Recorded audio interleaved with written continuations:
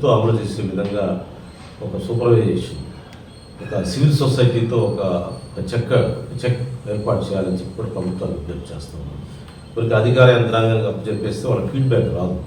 కాబట్టి ఒక నెలకు ఒకసారి లేదా 2 నెలలకు ఒకసారి హోంమంత్రి కానీ ముఖ్యమంత్రి గారు కానీ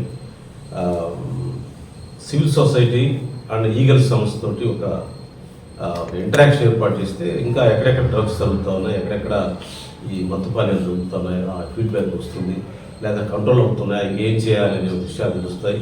దాని మీద ఒక కొత్త కార్యక్రమం తీసుకోవాలని చెప్పి ప్రభుత్వాన్ని విజ్ఞప్తి చేస్తా ఉన్నాం. ఎనీహౌ ఒక మంచి ప్రయత్నం ప్రారంభించినందుకు స్వాగతం తెలియజేస్తా ఉన్నాం.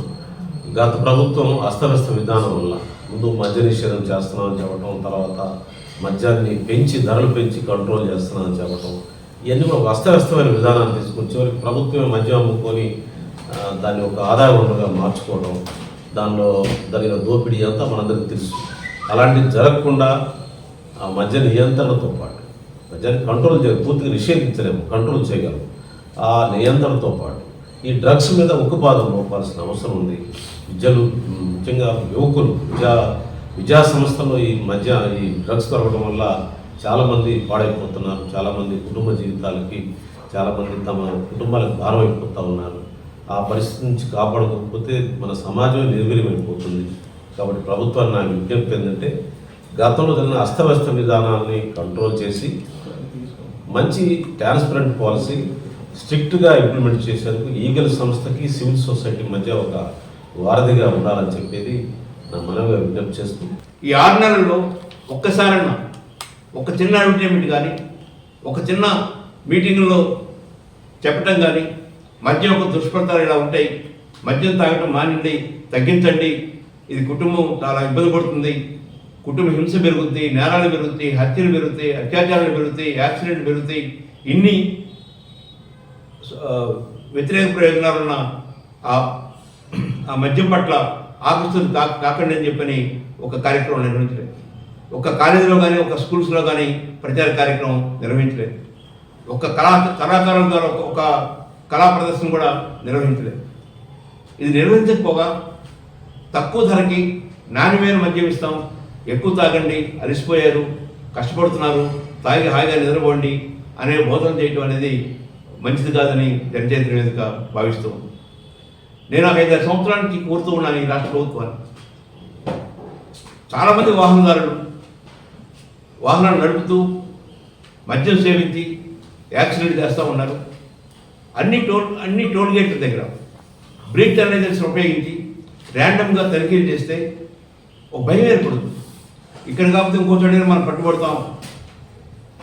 మద్యం తాగి మత్తుపానీయాలు తీసుకొని వాహనం నడపకూడదు అనేటువంటి ఒక భయం వాహన చోదకుల్లో ఏర్పడుతుంది. కానీ అది పెద్ద ఖర్చయ్యే కార్యక్రమం కూడా కాదు. ప్రతి టోల్ గేట్ దగ్గర వాహనాలు ఆగుతాయి. ర్యాండమ్గా చెక్ చేస్తే ఆ భయం ఏర్పడుతుంది, యాక్సిడెంట్ చాలా వరకు తగ్గించవచ్చు. కానీ ఆ ప్రయత్నం జరగట్లేదు. టెక్స్ట్ బుక్స్లో ఒక పాఠం మత్తుపానీయాల యొక్క దుష్ఫలితాల గురించి 8th క్లాస్లో 9th క్లాస్లోనో 10th క్లాస్లోనో ఒక పాఠం ఉంటే ఆ చిన్న పసి హృదయాల్లో ఒక భావం ఏర్పడుతుంది. మద్యం తాగితే తప్పైన ఒక భావం ఏర్పడుతుంది. కానీ ఈరోజు సమాజంలో మద్యం తాకపోతే తప్పైన భావాన్ని వ్యక్తపరుస్తూ ఉన్నారు. పక్షులన్నింటిలో కల్లా ఎక్కువగా పవర్ఫుల్ విజన్ కలిగింది ఈగల్, అంటే నిఘా నేత్రం.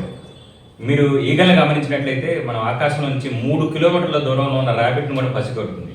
సో మన ఈ ఈగల్ కూడా తన నిఘా నేత్రం ద్వారా ఈ సమాజంలో జరుగుతున్నటువంటి మత్తు పదార్థాల గంజాయి రవాణా కావచ్చు, నిల్వ ఉంచడం కావచ్చు, వాడకం కావచ్చు, అమ్మకం కావచ్చు, కొనుగోలు కావచ్చు, వీటిపై దృష్టి సారించాలి. ముఖ్యంగా తల్లిదండ్రులు కూడా వాళ్ళ పిల్లలు ఎవరితో తిరుగుతున్నారు, చెడు సావాసాలు పడుతున్నారు లేదా గమనించుకోవాలి. ఇటీవల ఉన్నత విద్య కోసమని, మెరుగైన విద్య కోసమని పిల్లల్ని వాళ్ళు ఎక్కడెక్కడో దూరాన హాస్టల్లో పెట్టుకొని వాళ్ళ బాగోగులు చూసేవాళ్ళు లేక జరుగుతుంది. తల్లిదండ్రులు కూడా వీలైనంత వరకు పిల్లల్ని అవసరమైతే వాళ్ళ దగ్గర ఉంచుకొని లేదా వీళ్ళు అక్కడికి వెళ్ళి వాళ్ళ పర్యవేక్షణలో చదివించుకోగలిగితే పిల్లలు కూడా క్రమశిక్షణతో ఉంటారు. ప్రభుత్వాలు కూడా సామాజిక మాధ్యమాల మీద అలాగే టెలిఫోన్ల మీద నిఘా పెట్టేసి, ముఖ్యంగా దీనికి సంబంధించిన ఈ ట్రాన్సాక్షన్స్ అని త్రూ సోషల్ మీడియా జరుగుతుంది, వాటిపై నిఘా నేత్రం ఆల్రెడీ ఈగల్ ద్వారా జరుగుతుంది. సో ప్రజల్లో కూడా దీని పట్ల చైతన్యం కలిగించేందుకు ఈరోజు జన చైతన్య వేదికలో ఈ కార్యక్రమాన్ని ఏర్పాటు చేసినందుకు ముందుగా లక్ష్మణ్ రెడ్డి గారిని అభినందిస్తూ